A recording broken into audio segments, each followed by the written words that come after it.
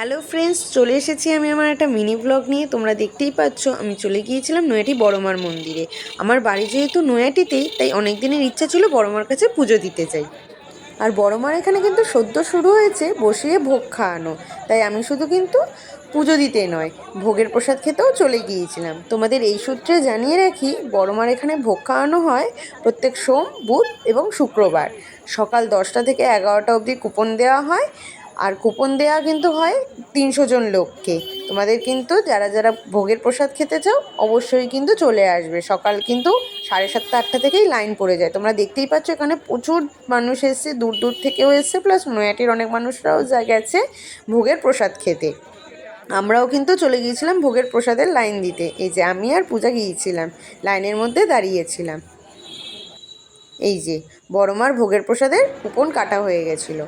তারপর আমরা চলে গিয়েছিলাম বড়মার কাছে পুজো দিতে। এই সিস্টেমটা বড়মার এখানে কিন্তু নতুন করেছে। পুরো মানুষদের ক্রিসক্রসভাবে ঘুরিয়ে ঘুরিয়ে ঘুরিয়ে ঘুরিয়ে বড়মার কাছে পুজো দিতে নিয়ে যাচ্ছে। আমরাও লাইনে দাঁড়িয়ে পড়েছিলাম, একদম সামনেই চলে এসেছিলাম, কারণ আমি আর পূজা বড়মার কাছে যাচ্ছিলাম পুজো দিতে।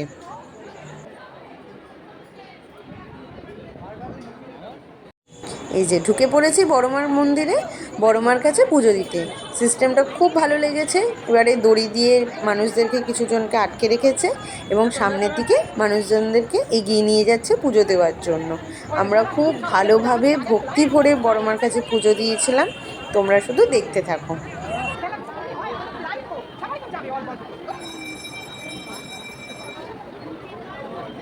আর সবাইকেই কিন্তু বলতে হবে জয় বড়মা।